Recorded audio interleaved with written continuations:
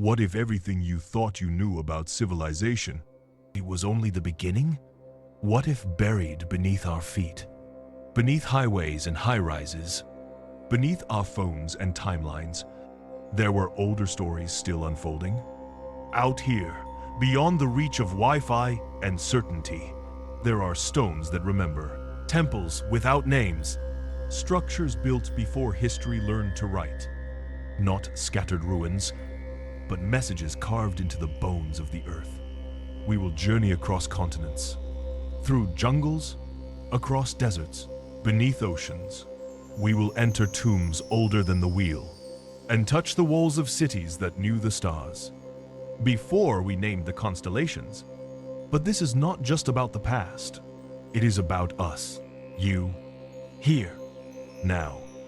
Because in these forgotten megastructures, we see the same questions we carry today. Why do we build? Why do we remember?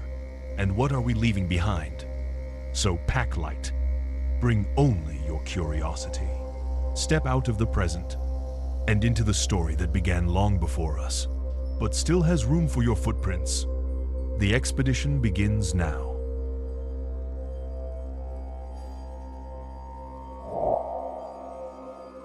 The sun had not yet climbed above the ridge when I reached the rise. A faint wind moved across the plateau, carrying the smell of dry grass and turned earth. I brushed away the topsoil, and there it was. Stone. Cold, ancient, immovable. And not just any stone, a pillar, shaped by hands, older than any city. Around me, the land was quiet. No settlements, no rivers, just the soft hush of time itself. Yet someone, 12,000 years ago, built something here that defies everything we thought we knew. I stepped further into the excavation. T-shaped columns rose from circular enclosures, each towering above me. Some stood 16 feet tall. Others leaned slightly, as if weary from holding secrets. They were carved from limestone, massive, heavy, immaculately balanced. And on their faces, the carvings. Foxes, scorpions, vultures, strange humanoid shapes, hands folded across torsos. Symbols we cannot yet read. Symbols that speak in a language older than writing. This was Göbekli Tepe. Not a village, not a burial ground, but a temple, a sanctuary. Built not by farmers, but by hunter-gatherers. People who, we once believed, had no reason to build. And yet, here it stood. Older than pottery, older than metal, older even than the idea of the city. I ran my hand across one of the pillars. The surface was smoother than I expected. Deliberate, skilled. Whoever made this knew what they were doing. And yet, there were no tools left behind. No bones, no houses. Just the pillars, buried under a deliberate mound, sealed as if on purpose. They had hidden it, preserved it, left it for someone far in the future. Maybe us. Archaeologists have uncovered less than 10% of the site. What lies beneath is still unknown.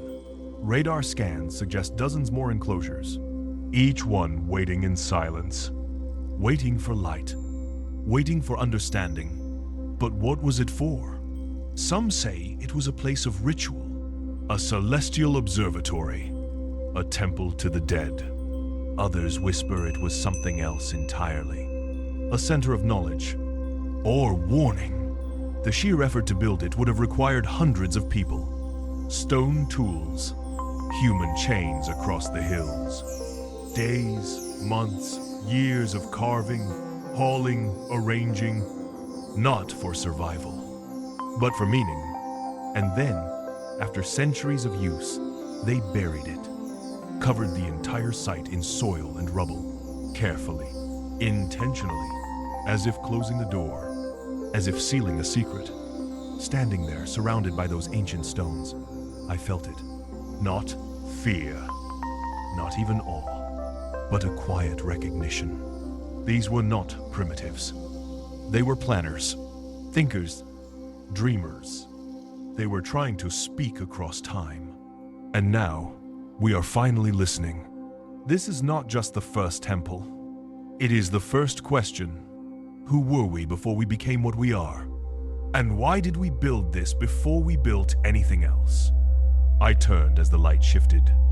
The pillars cast long shadows across the earth, and I knew, in that moment, the journey had only begun.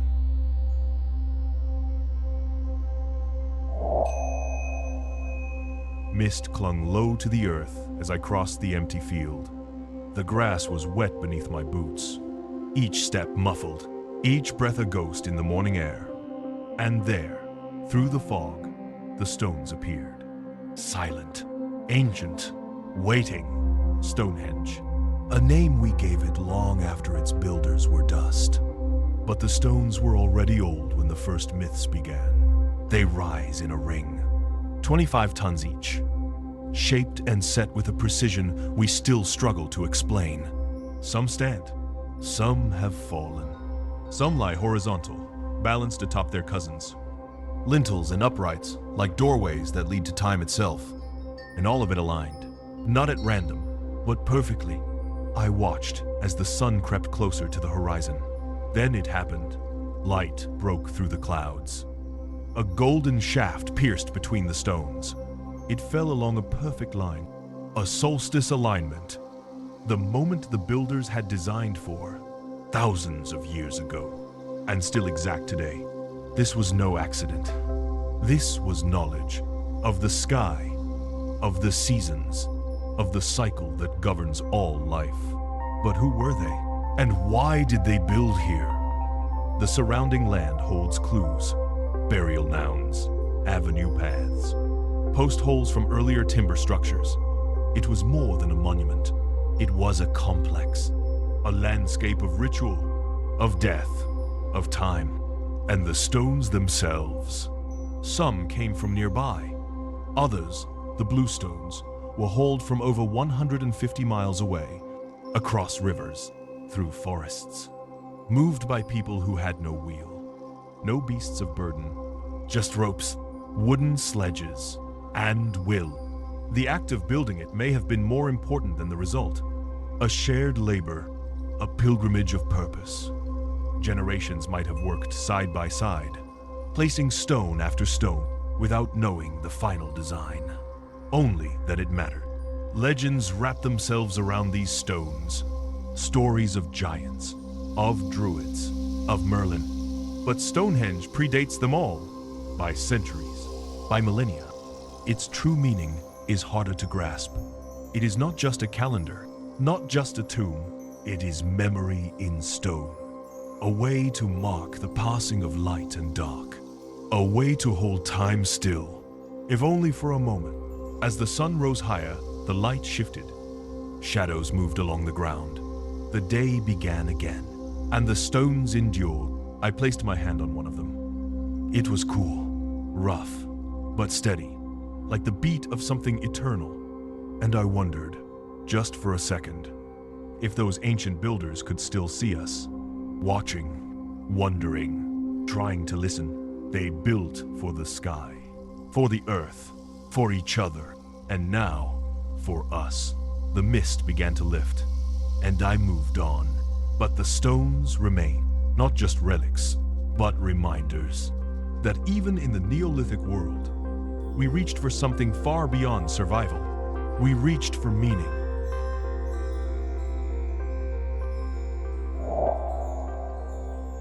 The sky was heavy with clouds as I approached the mound. Green grass rolled over its curved roof. From a distance, it looked like a hill, a simple rise in the Irish countryside. But as I drew closer, I saw the stones, carefully laid, ringed around its base like guardians, each one etched with spirals, symbols winding in on themselves. A language of light and cycle. This was Newgrange. A tomb, a calendar, a temple built over 5,000 years ago, older than the pyramids, older than Stonehenge, and still alive in a way few places are. I stepped through the narrow passage. Stone walls closed around me. The air turned cold, silent. The only sound was my breath echoing off rock. The passage stretched 20 meters, winding gently, deeper into the mound. At the end, a chamber opened. Its roof corbelled high above, stones interlocked like a puzzle that had never moved. For 5 millennia, not a single drop of rain has entered. And then, the light, just once a year. At the winter solstice, a narrow shaft above the doorway allows a single beam to reach deep inside, to strike the inner chamber, to bathe the heart of the tomb in gold. I watched a simulation recreated with care. Even without the sun itself, the effect was profound. A thin ribbon of light crept along the floor. It rose up the back wall, and for a moment, the tomb became a beacon, not of death, but of renewal. This was not coincidence. It was design. Thousands of years ago, someone calculated this alignment. They shaped the stones. They planned the chamber, and they waited for the sun to return. Why? Was it to honor the dead? To track the seasons? To remind the living that darkness always ends?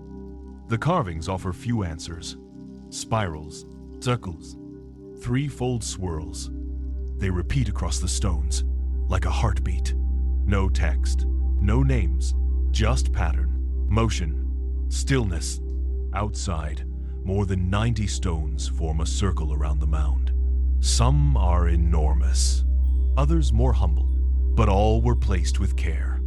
By people who lived before writing, before kings, before the tools we think are necessary for such feats. And yet, here it stands. Not in ruins, not in fragments, but whole, functional, still aligned with the turning of the year. Newgrange reminds me that those we call ancient were not primitive. They were observers, builders, thinkers. They watched the sky, they marked its rhythms, and they shaped stone to hold that knowledge long after they were gone. I stepped out into the open air again. The clouds had parted, a shaft of sunlight pierced through. And for a moment, I imagined what it felt like to stand inside that chamber. As the first light of solstice lit the dark, not an end, but a beginning.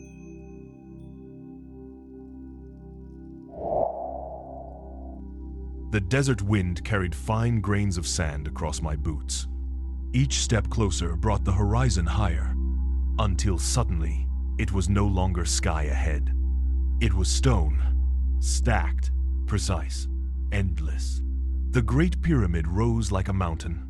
But unlike any mountain nature could form, its sides once gleamed with polished limestone, now worn, roughened by time, but still standing, still defying.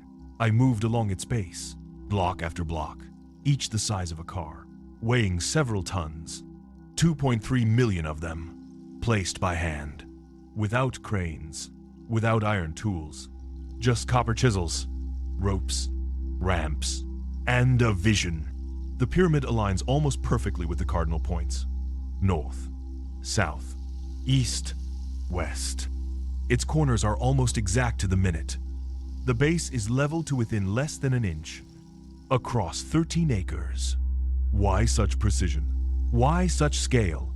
Was it simply for a tomb? Or something more? I climbed part way. The stones were warm from the Sunday. The view stretched for miles, to the Nile, to Cairo, to history itself. And yet, this was only one of 3.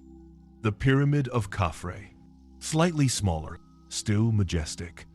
And Menkaure, smaller still, but no less deliberate.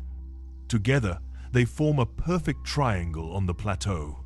Some say the layout mirrors Orion's belt, a constellation tied to ancient beliefs about rebirth and the afterlife.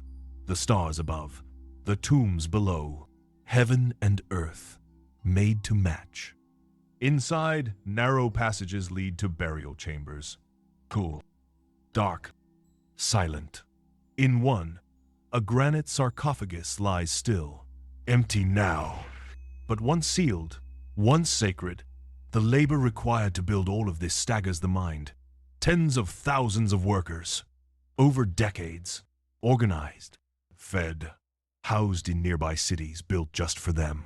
This was no slave force. This was a civilization unified by purpose, by belief, by something we still cannot quite name. How did they raise these blocks so high? How did they keep the structure so exact? Some theories suggest internal ramps. Others propose counterweights. But the truth remains uncertain, buried in sand and time. Even more curious are the interior shafts, pointing to specific stars, possibly meant for the soul to ascend. Not just architecture, but cosmology in stone. Standing at its base, I felt small, but not diminished, more like drawn into something larger, as if the pyramid was not just built for one pharaoh, but for all who would come after, all who would wonder. I placed my hand on a sun-warmed block. It hummed with silence, the kind that holds memory, the kind that endures. These were not just tombs, they were time machines, built to last, built to speak, to tell us that the ancients did not fear death. They prepared for it. They shaped eternity from stone. I stepped back as the sun began to set. The shadow of the pyramid stretched long across the desert, and I understood why it still stands. Not just because it was built to last, but because it was built with intention, and intention never truly fades.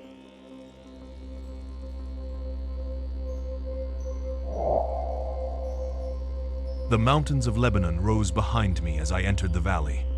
The air was thick with the scent of cypress and sun-baked earth. And there, standing at the edge of reason, were the stones. Not carved statues, not decorative walls, but foundations, 3 of them, each the size of a train car, each weighing nearly 1,000 tons. They call them the Trilithon. Massive limestone blocks forming the base of the Temple of Jupiter. Above them, Roman columns rise in elegant ruin. But below, beneath the known, lie the questions. Who placed these giants, and how? I walked alongside one of the blocks. It stretched longer than a bus. The seams between stones were razor thin. No gaps, no mortar, just perfect contact. Pressed together with a force we cannot replicate today without cranes and computers. And yet, these stones were moved before Rome ever arrived. Before the columns, before the legends, they rest on even older stonework, as if each civilization built upon the last, reusing, revering, layering time into the earth itself. Nearby, half buried in a quarry, lies another stone. Even larger, never moved. Abandoned mid-cut. Its size staggers the imagination. Some say they tried to move it and failed. Others believe it was never meant to move. A symbol, a challenge, or a marker.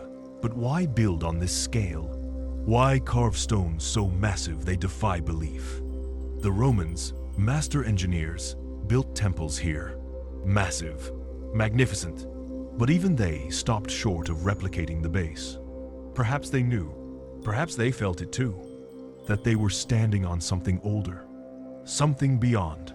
Legends swirl around Baalbek, that it was built by giants, that it was once a landing place for gods, or that it hides deeper chambers, sealed from time and sunlight. I stood in the shadow of the Trilithon. Birdsong echoed from above. And yet, below my feet, silence pressed up like a weight. Not empty, but full. Full of labor. Full of mystery. Full of decisions made long before we learned to record them. I traced the surface of the stone. It was warm, rough, scarred with time, but not broken. And in that texture, I felt the memory of hands. Calloused, strong, determined. They moved the unmovable. They shaped what should not be shaped. And then they vanished. Modern engineers still debate how it was done. Ramps? Rollers? Lifting by Earth itself? No method satisfies all the questions. Because the deeper mystery is not how, it is why. Why go to such lengths? Why insist on the impossible? Why anchor a temple in stones meant to last forever?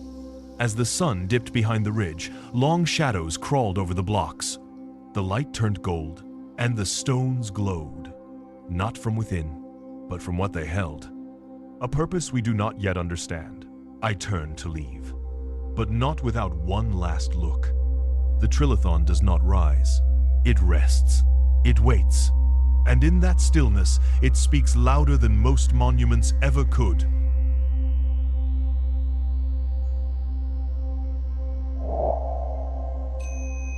The sea was calm as I approached by canoe.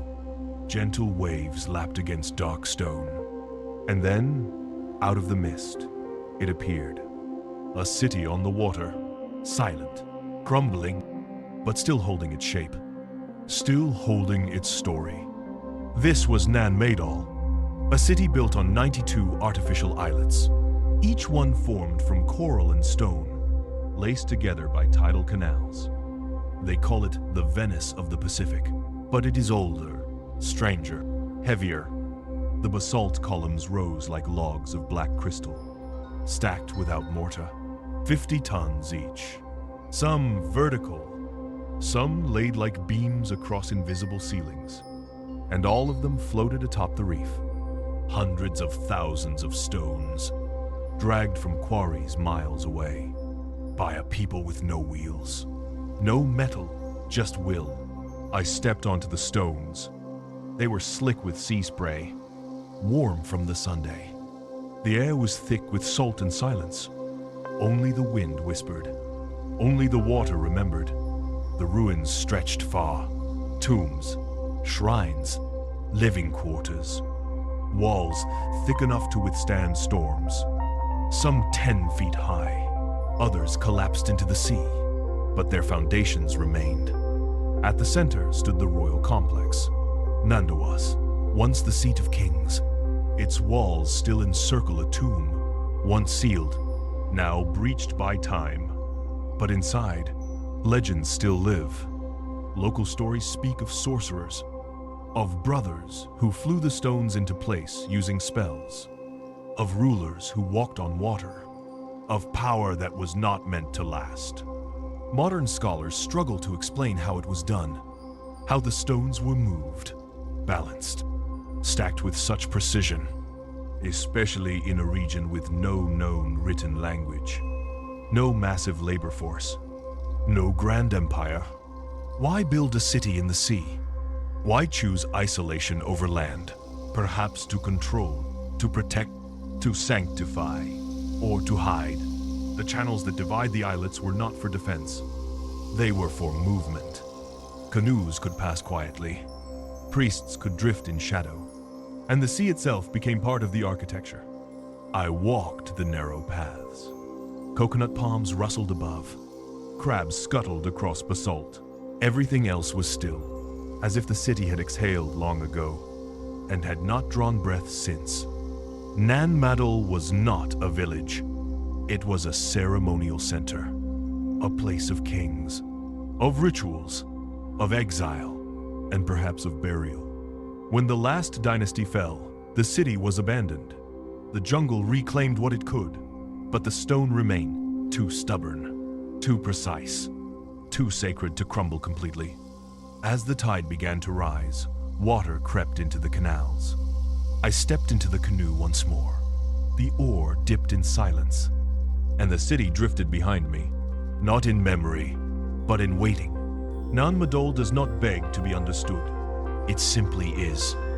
A question cast in basalt, half drowned, half remembered, fully real.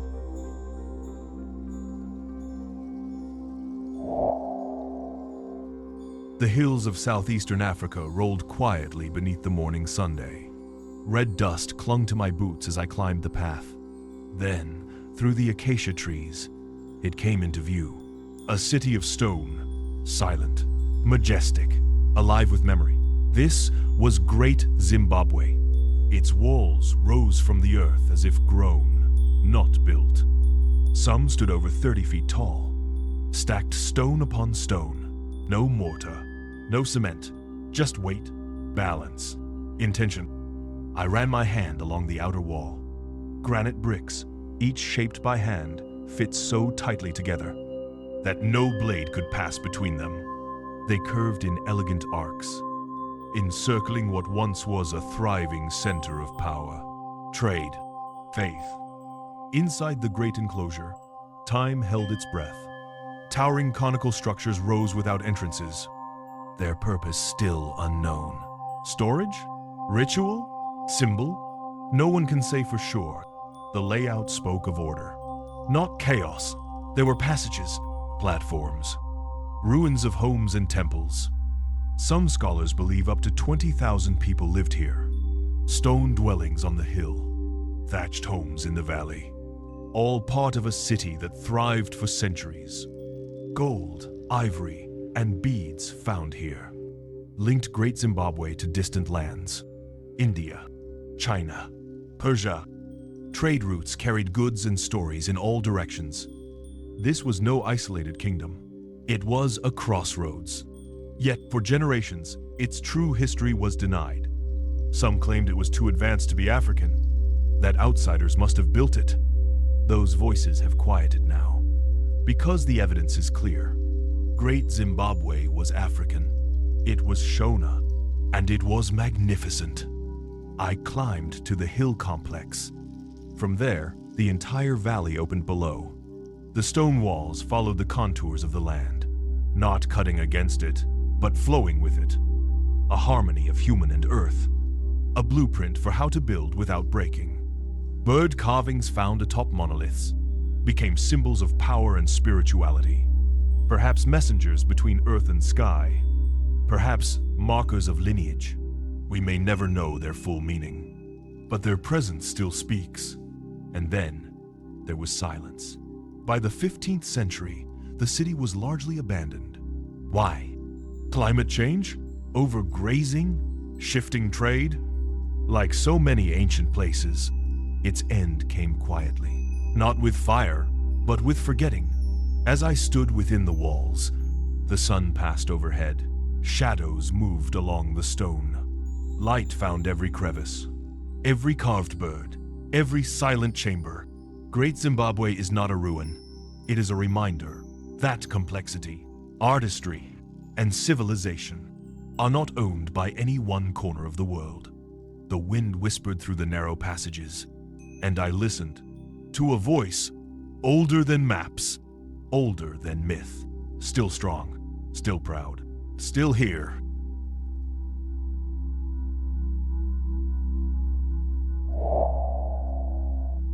The road stretched out before me, straight as an arrow. Stone beneath my feet, mountains on the horizon, and ruins rising like bones from the earth. This was the Avenue of the Dead, and I was walking through what was once one of the largest cities in the world, Teotihuacan. 2,000 years ago, it thrived with more than 100,000 people, artisan, astronomers, priests. A city of color and ceremony, now silent, but not forgotten. The Pyramid of the Sun rose to my right, massive, commanding. Its sides aligned with the setting sun on the day of the summer solstice. I climbed its worn steps, each one a reminder of those who once ascended in reverence. At the summit, the wind was sharp, but the view was eternal. Temples, plazas, the rhythm of a civilization laid out in stone. To the north stood the Pyramid of the Moon, smaller, but no less sacred. Framed by the Cerro Gordo mountain, it mimicked the landscape. Stone echoing nature, man echoing the gods. Between them lay the Street of the Dead, a name given later, but perhaps not by mistake. Tombs line the avenue, but so do palaces and temples, and echoes of festivals that once filled the air with drums and incense.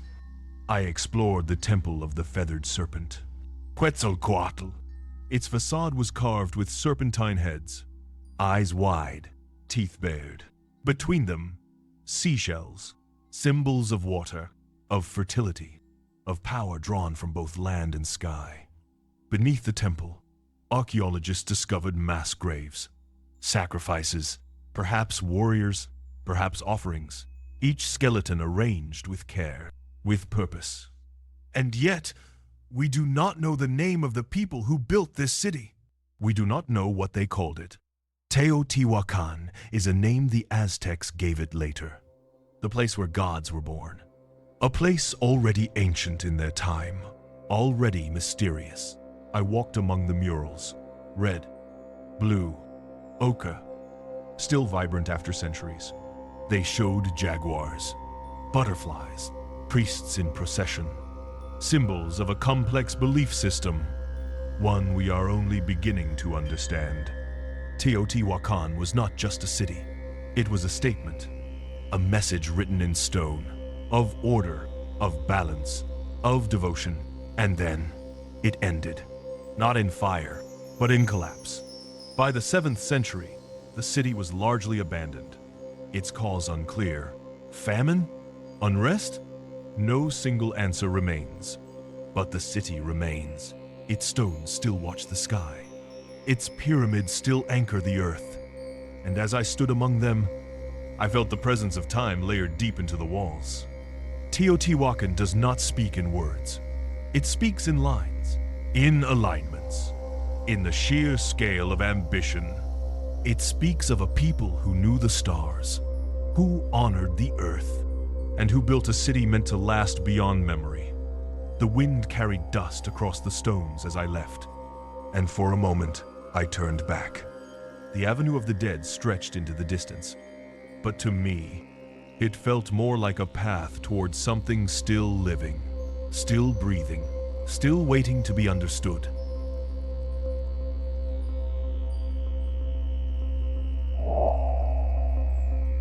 The desert stretched around me like a forgotten canvas, pale, still, endless, but rising from the ridge ahead were the silhouettes. 13 towers, evenly spaced, marked against the horizon like the teeth of time itself. This was Chankillo, 2,300 years old, and older still in spirit. A solar observatory, perhaps the first of its kind in the Americas. Not built to shelter, not built to defend, built to watch, to mark the passing of the Sunday. I climbed the slope in the early light. The air was dry, thin, the ground brittle underfoot. As I reached the top, the view opened. The towers stood in a perfect line across the ridge, each one framing the sky between stone and silence. From 2 fixed observation points nearby, the sun appears to rise and set behind different towers throughout the year. At the solstices, it aligns perfectly at either end. At the equinox, it finds the center. It is a calendar not of days, but of balance, of rhythm, of ritual. I stood between the towers as the sun began to rise. Light slid between the stones like a blade. Precise, intentional. I could feel the ancient eyes that once watched from this very place. Measuring, waiting, honoring the sky. There is little writing here, few carvings, but the towers speak for themselves. In placement, in proportion, in purpose. Nearby, crumbling structures may have once housed priests, skywatchers, keepers of sacred time. Not scientists in our sense, but not merely worshippers either. They understood the heavens and shaped their lives around its rhythms. Why did they need such precision? Was it agricultural? Religious? Both? The desert does not say. It only offers the towers and the line of light that returns each year. The walls of the towers are thick, built from stone and mud. Some eroded, some cracked, but all still standing, all still pointing. The people who built Chankillo are known only in fragments. Their culture faded, their name lost, but their calendar remains, fixed to the earth, tied to the stars, enduring in its silence. As the sun rose higher, shadows shifted. Each tower cast a line that moved with the hour. It was not just about days. It was about moments, about knowing where you stood in the great wheel of time. I touched the stone. Warm now, dusty, and I felt a connection. Not just to the builders, but to the sky they watched. The same Sunday, the same turning, still unfolding above us. Chankillo reminds us that ancient people did not simply look to the heavens in wonder. They looked with understanding, with structure, with purpose. The towers do not explain themselves. They do not offer answers. They offer only alignment. Between Earth and Sunday, between then and now. As I descended the ridge, I looked back one last time. 13 towers. Still standing. Still measuring. Still waiting.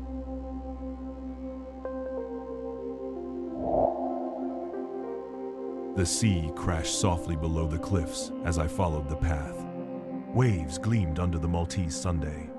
And ahead, the stones rose. Warm, pale, weathered by 6,000 years of wind and salt, but still standing, still aligned with the sky. This was Ħaġar Chim, and just beyond it, Mnajdra. Two of the oldest freestanding structures on Earth. Older than Stonehenge, older than the pyramids. Temples made not of brick, but of megaliths. Some weighing 20 tons, carved and placed by hand, by people we barely understand. I stepped between their walls. Massive stones arched over me, lintels still unbroken, doorways still intact. The air was thick with silence, the kind that does not forget. Spiral motifs were carved into the stone. They wound in on themselves, symbols of life, of motion, of the cycles that shape all things. But what truly set these temples apart was their precision. Each doorway aligned with the Sunday. On the solstices and equinoxes, light passes through exact openings, striking the temple's inner walls, illuminating chambers once thought hidden. I imagined the builders watching the horizon, marking the days, waiting for the light to return. They were not guessing. They were measuring. They were remembering something we have forgotten. Inside, the temples opened into curved chambers.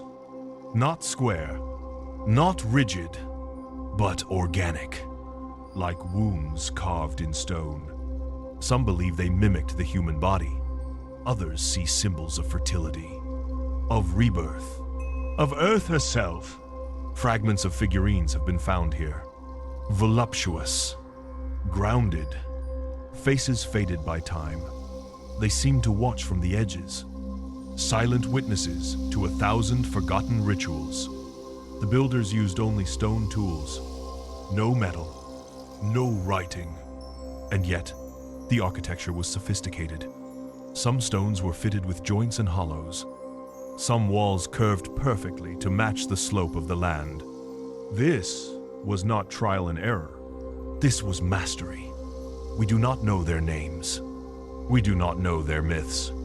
But we know they returned to these temples again and again, for generations, until they stopped. Why? We do not know. The culture vanished, leaving behind only silence. And stone. As I stood in Mnajdra, the light shifted. It was late afternoon. The sun no longer struck the temple's core, but the memory of that alignment lingered. I could almost see it. A beam of gold piercing the dark, marking the day the world turned once more toward light. These temples are not monuments. They are instruments, built to track time, to celebrate cycles, to honor forces beyond comprehension. As I walked away, the wind carried the sound of the sea back into the chambers. It echoed off stone, a voice from deep time, and I listened, not for answers, but for presence. Ħaġar Chim and Mnajdra remind us that even in the Neolithic world, we reached not only across land, but across time, and carved meaning into the bones of the earth.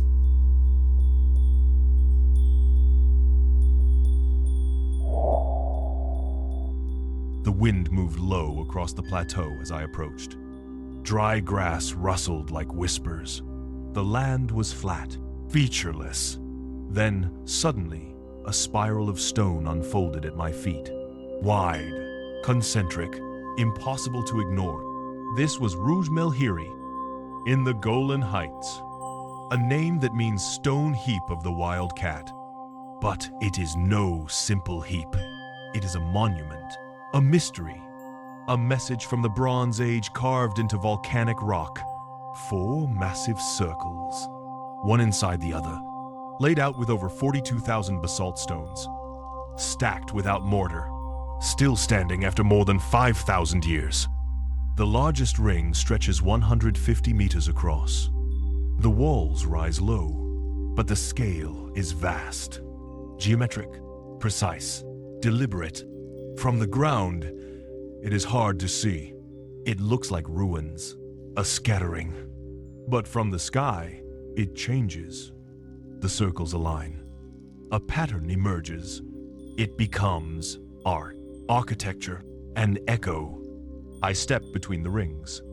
Stone surrounded me, each wall curving gently, drawing me inward, toward the center, toward the silence.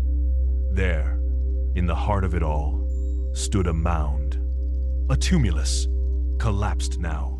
Once higher, perhaps a tomb, perhaps a marker. It is empty, stripped by time or treasure hunters. But its position still commands the space, like a focal point, or an origin. Was this a grave, a calendar, a temple, or something else entirely? The walls do not form simple boundaries. They frame alignments. Gaps in the stone seem to mark the solstices. Some archaeologists believe light once passed through these portals, only on specific days of the year, to mark the turning of the sky, to signal harvest or ceremony. There are no carvings, no inscriptions, no idols, only shape, only stone. But the intention is there. The pattern speaks, and yet no one knows who built it. No city nearby, no known kingdom, just the structure and the questions. Rujm el-Hiri predates most known written languages. It predates the pyramids of Giza, and yet it shares something in spirit. A desire to organize the world, to measure the heavens, to create a place where time and space could meet. The basalt used is local, heavy, rough, not easy to move, not easy to shape. And yet they moved it, they shaped it, they placed it by hand, by memory, by something we still try to understand. As I stood in the middle ring, a gust of wind passed through. The sound shifted between the walls. Not music, but resonance, as if the stones themselves were speaking in frequencies we had forgotten how to hear. Legends surround the site, of giants, of spirits, of fallen stars. Some call it a celestial map, others a burial place of ancient kings. The truth may be none of these, or all of them. The sun began to set. Its light touched the edge of the outermost ring. The shadows stretched inward, as if time itself were folding back into the stones. I walked the spiral again, this time outward, following the curve of intention, and I felt it, that quiet awe, that soft pull we feel when we stand in a place shaped by those who saw the world differently. Not with numbers, but with rhythm, with cycles, with stone. Rujm el-Hiri is not a destination. It is a question, one written in basalt, circling forever, waiting for us to listen.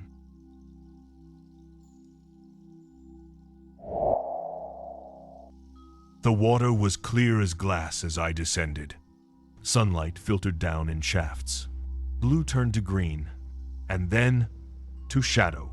And there it was, rising from the ocean floor like a forgotten temple. Massive, angular, silent beneath the waves. This was the Yonaguni monument, just off the coast of Japan, 20 meters below the surface. A structure carved with right angles, terraces, steps, flat platforms, edges too sharp to feel like chance, too vast to ignore. I hovered above its steps, each one wide enough for a procession or a ritual, but there were no inscriptions, no artifacts, only stone, cut by time or by hands. No one agrees. Some believe it is a natural formation, shaped by earthquake and erosion, the work of tectonics and tide. Others argue it is man-made, that long ago, a civilization carved these forms, and the ocean rose to claim them. The debate runs deep, but the monument remains, unchanged by theory, unmoved by argument. I swam closer to the main platform.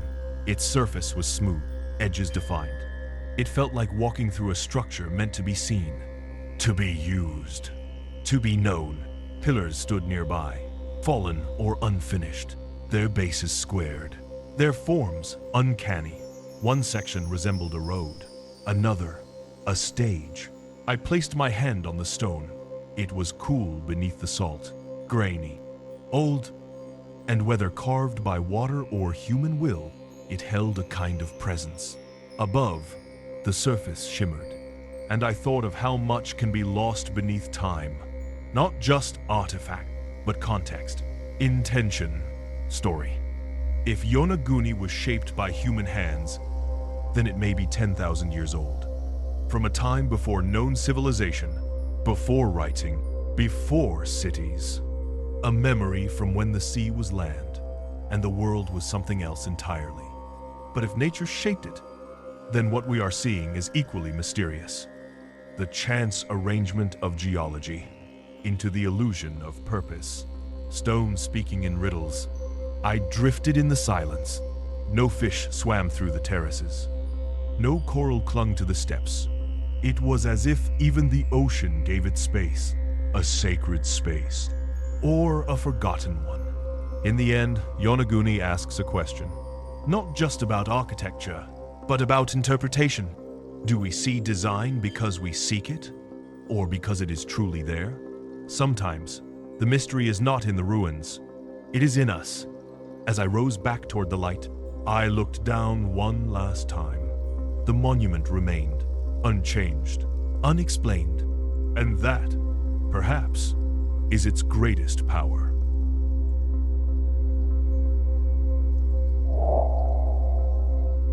The sky was low with clouds as I stepped into the field. Damp earth underfoot, the scent of grass and rain in the air. And before me, a line of stones stretched across the landscape. Not 2 or 3, but thousands. Each one standing, each one placed. This was Carnac, in the Brittany region of France. Over 3,000 Neolithic stones arranged in rows that spanned nearly 4 kilometers. It was not random. It was deliberate. A choreography of granite. A language written in earth and silence. I walked between them. Tall menhirs stood like sentinels, some towering over me, others barely higher than the grass. Each one weathered by wind and time, but unmoved, unyielding. What were they for? No one knows for sure. Were they markers of the stars? A map of constellations? A calendar bound to the turning of the seasons? Or something else entirely? A procession ground? A ritual site? A temple without walls? Their arrangement is unnerving in its precision. Rows align with rising and setting points of celestial bodies. Clusters suggest patterns. Sequences hint at rhythm. And yet, no writing remains. No carvings to explain. Only the stones themselves. Mute, patient. Some stand in long avenues. Others form circles, ellipses, intersections, as if each configuration held meaning now forgotten. Each one a note in a song we no longer know how to sing. I crouched beside one of the tallest stones.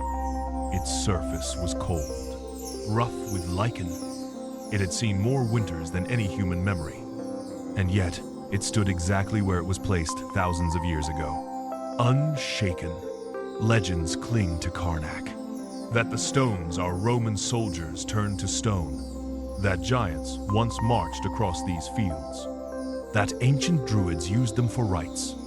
But all these stories came long after the builders were gone. The truth is older, deeper, more silent. How did they move them? Some of these stones weigh over 50 tons.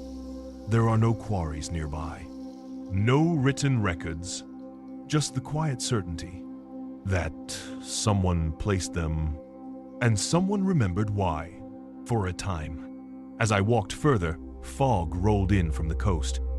The stones faded into shadows, one by one, until the lines vanished, and only the idea of them remained.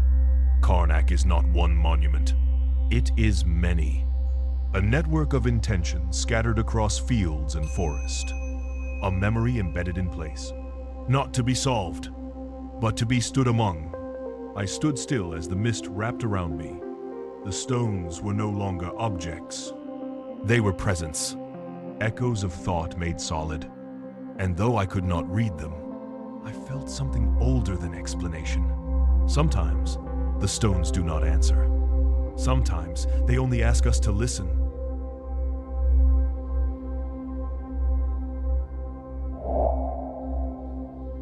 The sun was low over the island as I stepped into the ruins.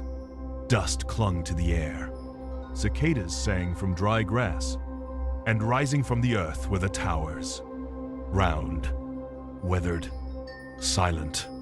They watched the hills like ancient sentinels.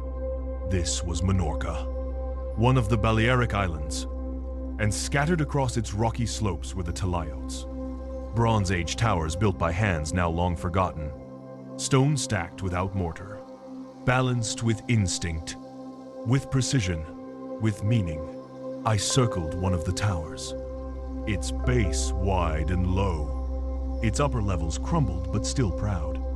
It had once reached higher, perhaps as a lookout, perhaps as a shrine, perhaps as something else entirely. Nearby, a different structure rose from the earth, T-shaped, open to the sky. This was a tala, 2 stones, one vertical, one horizontal, forming a portal, a presence. Some believe these talas were sacred, altars, places where offerings were made, or where the stars were watched. Their orientation suggests alignment with the heavens, with the seasons, with something greater. I stepped between the stones. The air shifted, cooler, quieter, like crossing into a different kind of time. These structures were part of a larger pattern. Villages built around them, enclosures, courtyards, underground tombs, a society that lived in stone. That shaped its world without writing, but not without story. The Talaiotic people left no scrolls, no books, but their architecture speaks of community, of ceremony, of the need to build what lasts. Some Talaiots served as homes, others as symbols of power. Still others remain a mystery. Each stone carefully placed, each form repeating across the island, with slight variation, as if following a code. I climbed a ruined tower. From the top, I could see other Talaiots in the distance, like stepping stones through time, each one a fragment of memory, each one a mark of presence. Below, the land rolled toward the sea, dry fields, olive trees, the slow rhythm of wind and Sunday. But the stones did not move. They endured. Archaeologists are still piecing together their purpose, still brushing away centuries of dust. But the questions remain larger than the answers. What did these towers mean? What did the people see when they looked through the tala and into the sky? As I descended, the sun touched the horizon. Light passed through the stones. Long shadows stretched. The towers came alive, not in motion, but in silence. Talaiotic structures are not just ruins. They are anchors, reminders that even in isolation, even without written words, human beings have always sought to shape meaning into matter. And when I left, I did not feel I was leaving the past, only stepping into its echo, still strong, still standing, still watching.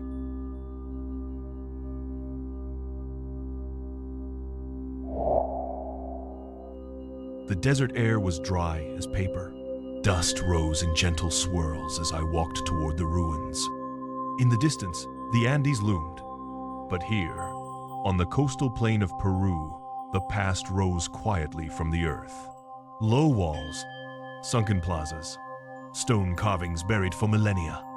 This was Sechin Bajo, 5,500 years old. Perhaps older, a city forgotten even by memory. I descended into one of the circular courts. The stones around me were etched with figures. Humans, warriors, bodies dismembered, faces calm, expressions unchanging. Were they myths? Histories? Warnings?